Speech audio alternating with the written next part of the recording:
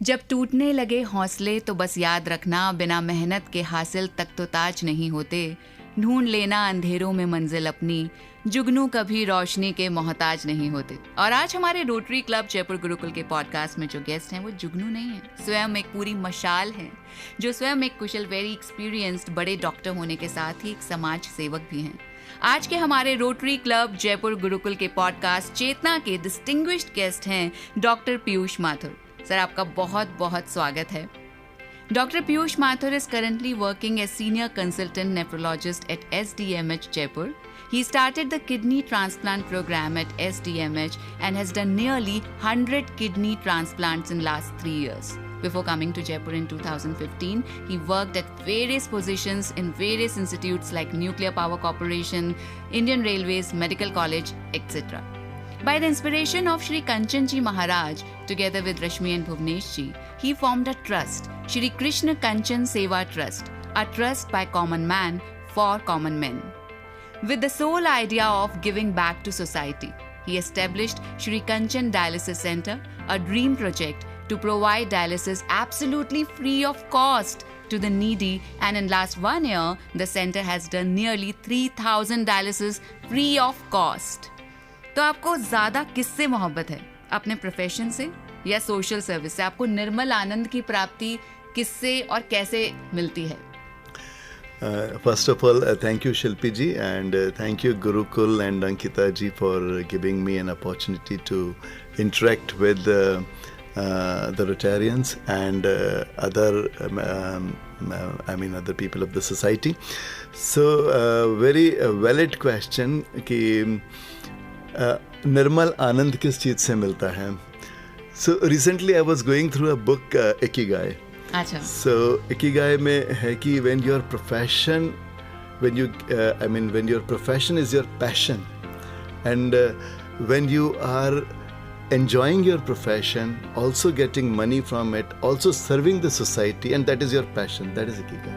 Wow. So my profession, I love my profession, being as a doctor.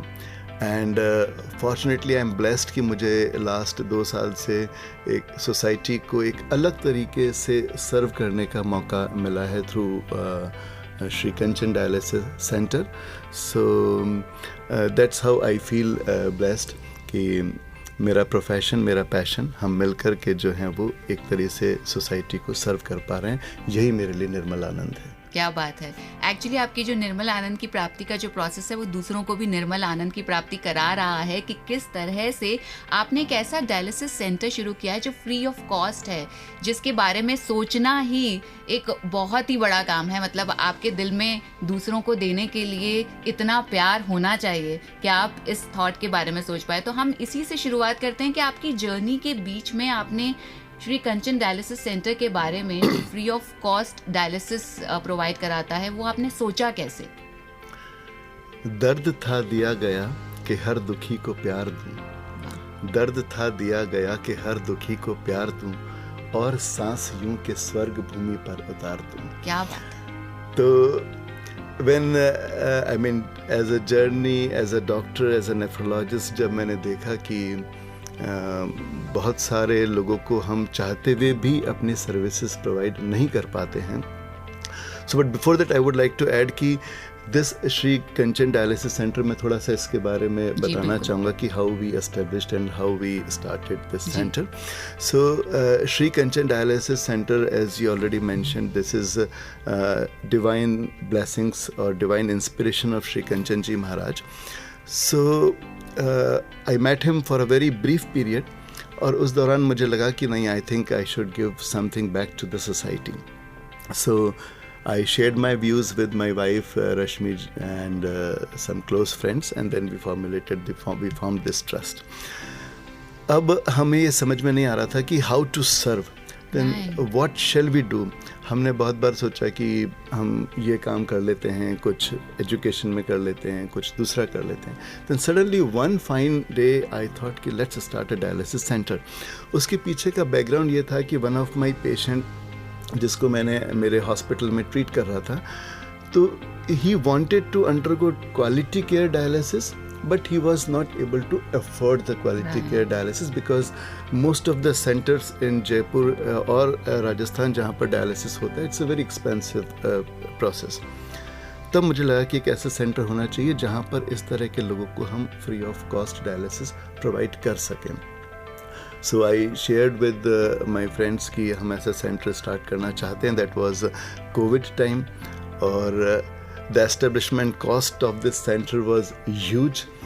So but believe me Shilpi ji, जैसे ही मैंने ये idea float किया मेरे फ्रेंड्स में और सर्कल में, so within 2 months we were able to establish this dialysis centre. किसी ने मशीन दी, किसी ने जगह. Here I would like to specially mention about one of my friend Nitin Choradia and his father Vinay Choradia ji. So they gave us the place. I mean, जो जिस जगह पर डायलिसिस हो रहा है, that place belongs to them. They gave us free of cost. Not only this, they also renovated the place according to dialysis center, and also since that time, since beginning, they are helping us financially also to run this project. So उनके जैसे और भी बहुत सारे लोगों ने मिलकर के इस डायलिसिस सेंटर को चलाने में हमारी मदद की है. तो ये तो हुई कि मैं अकेला ही चला था जानिबे मंजिल, मगर लोग साथ आते गए और कारवां बनता गया. और ये जो कारवां बना है, कहना आसान है कि फ्री ऑफ कॉस्ट डायलिसिस हो रहा है. बहुत सारे चैलेंजेस आप फेस करते होंगे, बहुत सारे स्ट्रगल्स आते होंगे, डे टू डे सर्वाइविंग भी कई बार आई नो दैट डिफिकल्ट होता होगा. तो how do you face those challenges? And कई बार आपका स्पिरिट डाउन होता है कि अरे क्या ले लिया हाथ में. जी बिल्कुल सही है, because it's a big project and still many people wonder कि how can I mean you people do dialysis without charging anything. आपके यहाँ पर कोई कैश काउंटर भी नहीं है. तो ऐसा है कि वही कि जो आपने कहा कि अकेला ही चला था, लोग जुड़ते गए और कारवां बनता गया. तो ग्रेजुअली जैसे जैसे लोगों को पता चल रहा है, वो हमारे साथ में जुड़ते जा रहे हैं. बहुत छोटा सा हमारा ऑर्गेनाइजेशन है, बहुत हम लोग थोड़े से लोग मिलकर के इसको चला रहे हैं. बट ये है कि इसमें जैसे जैसे हमें ज़रूरत पड़ती है, हम लोगों को अप्रोच करते हैं, मदद हमें मिलती जाती है. इस दौरान सबसे ज़्यादा डिफ़िकल्टी जो हमें आई है वो एस्टेब्लिशमेंट में उतनी नहीं आई जितनी कि डे टू डे रनिंग में आ रही है. Because every month you need to expend fix amount आपको स्पेंड करना पड़ता है डायलिसिस चलाने के लिए हर महीने. Because every month we are doing approximately 200 dialysis, so which cost us a lot. Yes, very expensive process. It is very expensive. तो हमने एक आइडिया हमारे एक फ्रेंड ने दिया कि you start a 1 day campaign. So what is this 1 day campaign? हमने लोगों को अप्रोच किया बिकॉज कोई भी बहुत बड़ा ऑर्गेनाइजेशन, कोई बहुत बड़ी कंपनीज हमारे साथ में नहीं जुड़ी है. सो इस ट्रस्ट का फाउंडेशन ही एक तरह से it is by a trust by a common man.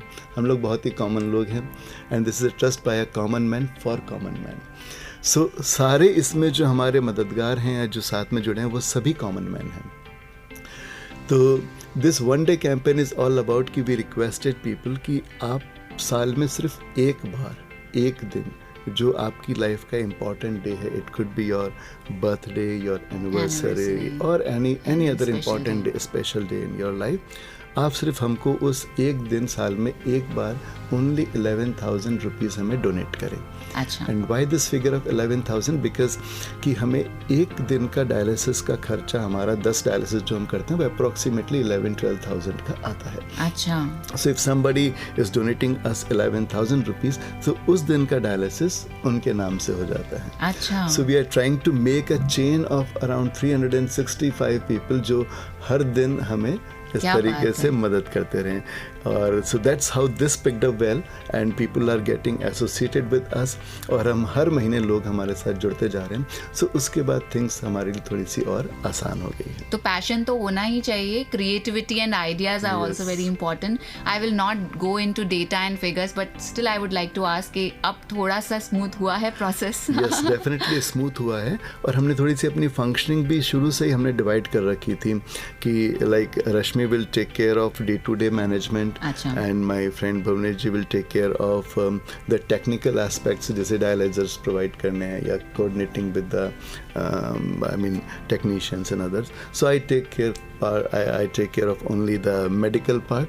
और बस ऐसे इंटरव्यू देने आ जाते हैं. बाकी सारे काम करने वाले लोग दूसरे हैं. अच्छा सर, आपकी डॉक्टर बनने की एक जो जर्नी है उसमें भी क्या आपको फेलियर्स देखने पड़े, या आपका जो हार्डवर्क है, पैशन है, उसने आपको स्मूथली सेल करवाया? जी, my journey of becoming doctor, I think it all started with my dream of becoming doctor. So even when I was a child, तो मैं कहता था कि मैं बड़ा होकर के डॉक्टर बनूंगा. जब मेरे समझ आई, शायद आई डोंट नो कहाँ से आया, बट यही ला था कि भाई बड़ा होकर के डॉक्टर बनना है. अच्छा. So I grew up with this dream only कि डॉक्टर बनना है.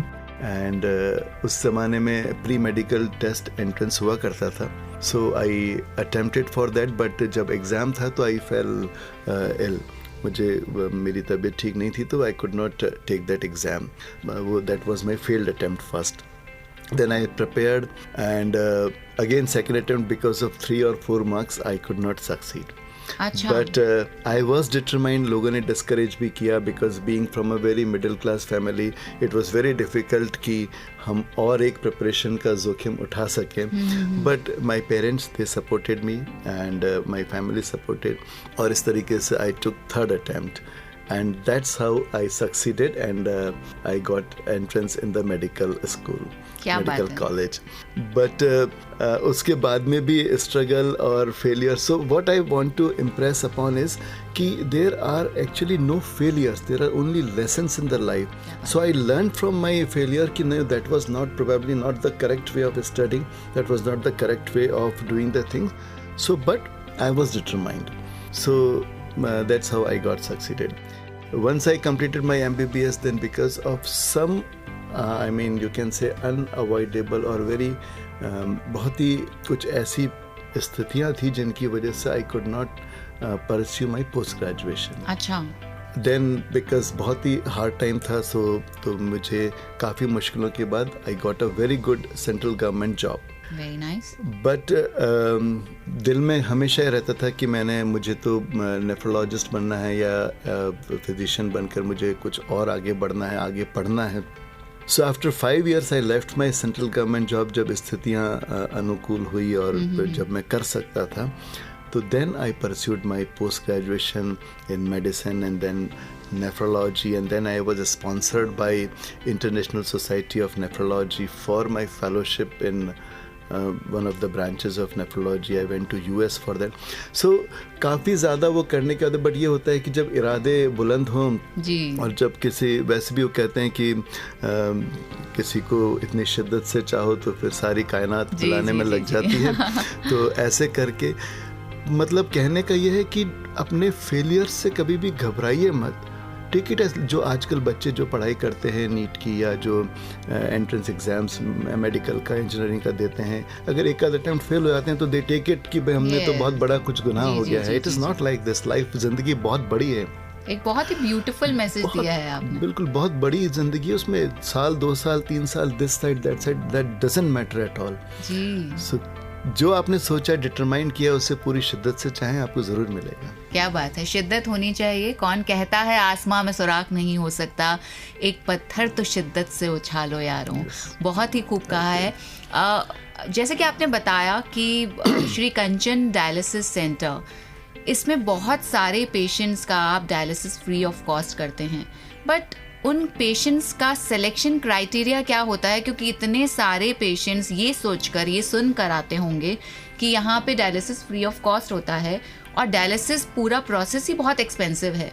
तो बहुत सारे ऐसे लोग भी आते होंगे जो अफोर्ड कर सकते हैं, बहुत सारे ऐसे भी आते होंगे जो नहीं कर सकते हैं. So how do you select?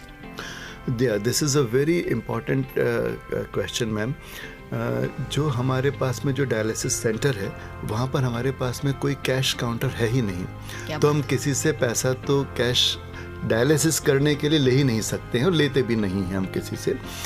Selection criteria थोड़ा सा एक आर्बिट्ररी है, कोई स्ट्रिक्ट गाइडलाइंस नहीं है, बट जो पेशेंट हमारे पास में आते हैं, हमारे पास ऐसे भी पेशेंट्स हैं जैसा आपने कहा कि जो उस विसिनिटी में जहाँ हमारा डायलिसिस सेंटर है श्याम नगर जयपुर में, आसपास रहने वाले कुछ लोग जिनका डायलिसिस किसी कॉर्पोरेट हॉस्पिटल में चल रहा था, वो आए हमारे पास में कि आपका सेंटर बहुत पास है और यहाँ डायलिसिस भी अच्छा हो रहा है, तो हम चाहते हैं कि अपना डायलिसिस यहाँ करवा लें, we will pay you, but we discouraged. आपने आती हुई लक्ष्मी को मना कर दिया। क्या हिम्मत है आपने। जी, वेरी पोलाइटली हमने उनको मना किया और लोगों को भी समझ में आया कि ये सेंटर का पर्पस दूसरा है। क्या बात। तो एक इन्फ्लुएंशियल या एक एफ्लुएंट को वहाँ डायलिसिस पर लेने का मतलब है कि जो एक जेन्युइन है, हम उसका एक सेशन को, एक उसके स्लॉट को हम रोक रहे हैं। तो हमने ऐसे लोगों को डिस्करेज किया। अब जो पेशेंट हमारे पास में आता है वो हमें पता चलता है बात करने से, देखने से, सोशल बैकग्राउंड, उसकी फैमिली हिस्ट्री से कि उनका क्या सोशियो इकोनॉमिक बैकग्राउंड हो सकता है। So we check on that और उसके बाद में हम उनको मेडिकली देख लें, क्योंकि हमारा एक स्टैंड अलोन सेंटर है, यहाँ कोई आईसीयू का बैकअप नहीं है, कोई हॉस्पिटल नहीं है। सो जो बहुत ही सिक पेशेंट्स होते हैं जिनको कि डायलिसिस में किसी न किसी सपोर्ट की ज़रूरत पड़ती है, हम ऐसे पेशेंट्स को नहीं ले पाते बिकॉज कि वो उनके साथ नाइंसाफ़ी होगी अगर हम उन्हें जेन्युइन मेडिकल केयर नहीं प्रोवाइड कर सके ड्यूरिंग डायलिसिस। बाकी जो पेशेंट्स आते हैं उनको हम देख लेते हैं। एक्चुअली मैं ज़्यादातर पेशेंट्स जो हमारे वहाँ पर हैं वो मिडिल क्लास और उसके आसपास के ही हैं। अच्छा। क्योंकि ये वो तबका है, ये वो सेगमेंट है सोसाइटी का जो ना तो ऐसी जगह जा सकता है जहाँ पर कि बिल्कुल क्वालिटी और जहाँ पर हाइजीनिक कंडीशन सही नहीं है, और ना वो कॉर्पोरेट का खर्चा एफर्ट कर सकता है। तो ये वो सेगमेंट है जो बीच में स्ट्रगल कर रहा है। So we support this people. क्या बात है, बहुत ही खूबसूरती से आपने कहा कि बहुत मुश्किल होता है, बड़ी हिम्मत चाहिए। वो आपने बचपन में कहानी नहीं सुनी थी कि वो जो कुल्हाड़ी है, सोने की कुल्हाड़ी लेकर आती हैं जो देवी हैं, लेकिन वो मना कर देता है कि नहीं भाई, मेरी तो वही कुल्हाड़ी थी जो पेड़ को काट सकती है। सोने की कुल्हाड़ी के लिए मना कर दिया, चांदी की कुल्हाड़ी के लिए मना कर दिया। तो ये जो आप ईमानदारी दिखा रहे हैं अपने कॉज के साथ, ये I would say the right word is पूजनीय। पूजनीय है, ये सराहनीय है। बहुत ही खूबसूरत काम कर रहे हैं। जैसे आपने बात करी पैशन की और प्रोफेशन की, कि आपका प्रोफेशन आपका पैशन है, तो बहुत इजीली चला जाता है। और हमारे पास इतने बड़े एक्सपर्ट डॉक्टर आए हैं, डायलिसिस जो सेंटर चला रहे हैं, तो हम अपने लिसनर्स को ये ज़रूर बताना चाहेंगे कि किस तरह से, व्हाट आर द प्रॉब्लम्स के आपको डायलिसिस के लिए you will have to go for. How do people recognise कि भाई अब डायलिसिस की ज़रूरत है, one, and two how to take care of your health that आपको कभी डायलिसिस की ज़रूरत ना पड़े। Okay, so you mean to say कि how to keep your kidneys healthy? Yes. Okay. Okay. So keeping kidneys healthy is I mean very simple. आपको बिल्कुल simple सी चीज़ें फॉलो करनी है, अपनी हेल्दी लाइफ स्टाइल रखनी है। जो कोई भी अगर डायबिटीज़ हैं या जिनको ब्लड प्रेशर, बिकॉज किडनी ख़राब होने की यही दो मेन कारण होते हैं, डायबिटीज़ एंड हाइपरटेंशन यानी ब्लड प्रेशर। अच्छा। तो अपने ब्लड प्रेशर को कंट्रोल में रखना चाहिए, और जो अपनी ब्लड शुगर है उसे कंट्रोल में रखना चाहिए। जो 3 महीने का हम एवरेज ब्लड शुगर का निकालते हैं उसे हम HbA1c कहते हैं। So that should be between 6.5 to 7 के आसपास उसे रखना चाहिए। अच्छा। So blood pressure control, blood sugar control, healthy lifestyle, healthy food, daily exercise, no smoking, and drink plenty of water.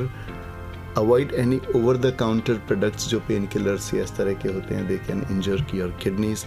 So इन चीज़ों को अवॉइड करना चाहिए। और इस तरीके से अपनी हेल्थ को हेल्दी लाइफस्टाइल अपना करके अपनी किडनीज को प्रोटेक्ट करना चाहिए।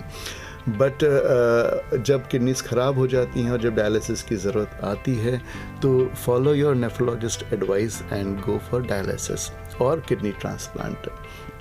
डायलिसिस में ये होता है कि इट्स अ बिट, जैसे आज हम बात करें तो लगभग डायलिसिस में हर महीने किसी भी एक पेशेंट का 8 से 12 बार डायलिसिस होता है। अच्छा। And this cost approximately 30,000 to 35,000 per month, which is really a huge amount for any middle class family or anybody.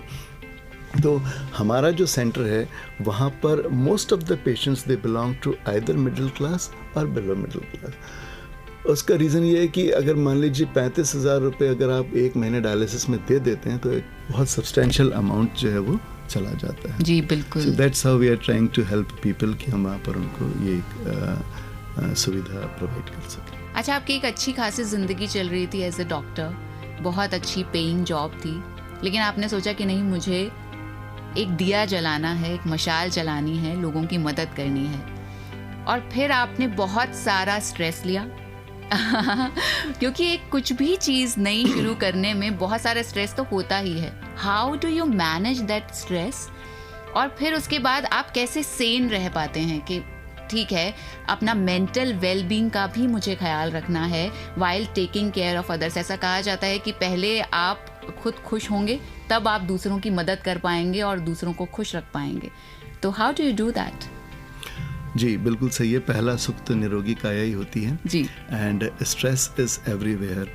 सो एक why to take stress? Stress तो कोई लेने की चीज़ नहीं है। Why you should take good things, you should adopt good things. Why to take stress? So I never take stress, rather I enjoy my work, और it's all about positivity and attitude. अच्छा। So if you have a positive attitude तो stress नहीं आएगा, और अगर attitude ही negative होगा तो stress आएगा। And for every problem there is a solution. So मिलकर के, if you have a team, if you have people and if you segregate and or if you आप अपने काम को जो है वो डेलीगेट कर देते हैं, डिस्ट्रीब्यूट कर देते हैं, और सबको साथ में लेकर के चलते हैं, तो थिंग्स बिकम्स ईजी।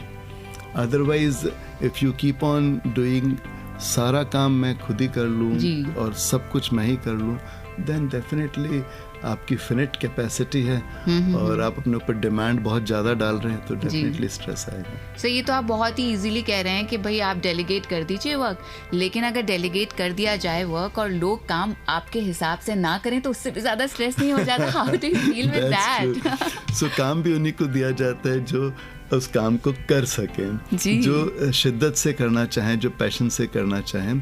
तो हमारी टीम में ऐसे ही लोग जुड़े हैं जो वाकई इस काम को, इट इज़ वॉलंटरी वर्क, सो जो शिद्दत से करना चाहते हैं, जो वॉलंटरीली करना चाहते हैं, वही हमारे साथ में जुड़े हुए हैं। It is not by force. अच्छा, आप एक सेंटर चला रहे हैं कि जो प्रोजेक्ट है, और आपका जो प्रोफेशन है वो भी दूसरों की मदद करने पर ही है।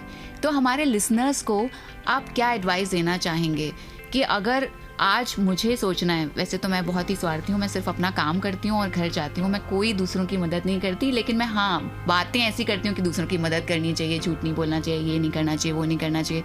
सो एक एवरेज इंसान जैसे कि मैं, आप उसको कैसे एडवाइस देंगे कि this is the first step, आप ये लीजिए दूसरों की मदद करने के लिए?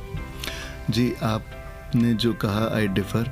आप तो वैसे ही मदद कर रही हैं, इस तरीके से पॉडकास्ट के जरिए लोगों से मिलवा रही हैं। So that's very kind of you. तो in that way, so see, helping is not by finances, by physical or mental. So it is just you are supporting somebody, you are helping somebody. This help could be anything. अच्छा. It could be in any form. So like you are taking interview, you are talking to people, और आप उनकी आवाज़ को इतने लोगों तक पहुंचा रहे, this is help to the society.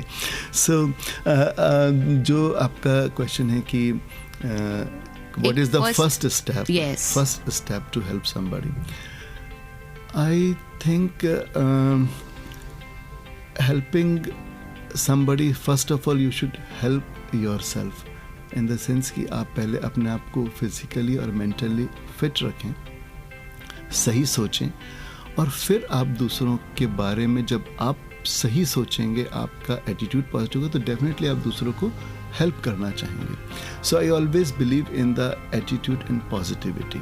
If you have attitude of positivity, you will definitely help somebody जो आपके पास में कोई मदद मांगने आया है या आप किसी को मदद करना चाहते हैं. मैं जिस प्रोफेशन में हूँ वहाँ पर मुझे किसी जगह पर जाकर के दान करने की ज़रूरत नहीं है. मुझे किसी मंदिर मस्जिद या कहीं पर भी जाकर के जो लोग डोनेशन करते हैं या वो करते हैं, fortunately God has given me an opportunity to serve the society, not only to heal their illness so he has given us licence to heal. But इसके अलावा अगर मुझे किसी की मदद करनी है तो मैं अपने पेशेंट्स की कर सकता हूँ. उनके I can help them in any way. I can waive off my charges. I can provide them medical care जो हो सकती है. So in various ways. So it depends upon आप किस जगह काम कर रहे हैं और क्या काम कर रहे हैं. मंशा होनी चाहिए. अगर वो मंशा आपकी है तो वही फर्स्ट स्टेप होता है. अच्छा. अगर आपका मंशा नहीं है तो फिर कोई भी स्टेप पॉसिबल नहीं. एक इरादा कर लीजिए. एक इरादा होना चाहिए कि आपको हेल्प करनी है लोगों की. आपका पॉजिटिव एटीट्यूड होना चाहिए. और आपका पॉजिटिव एटीट्यूड तो बहुत ही ज़्यादा आई वुड से कंटेजियस है.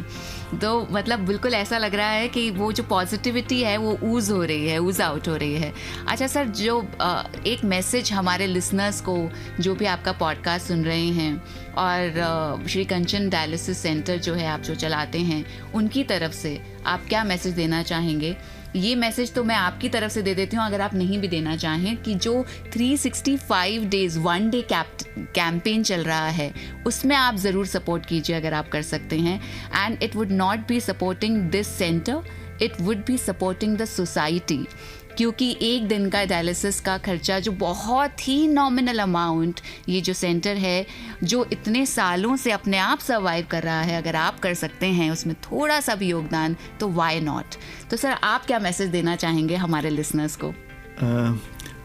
मैं मैसेज यही देना चाहूँगा लिसनर्स को कि life is very simple and there are so many good people on this earth. हमें उन सबको साथ में जोड़ना चाहिए. अगर हम अच्छे हैं तो सारा जहां अच्छा है. सो जस्ट थिंक अबाउट कि don't complicate the life, don't complicate the things. It is very simple. Help people, help society.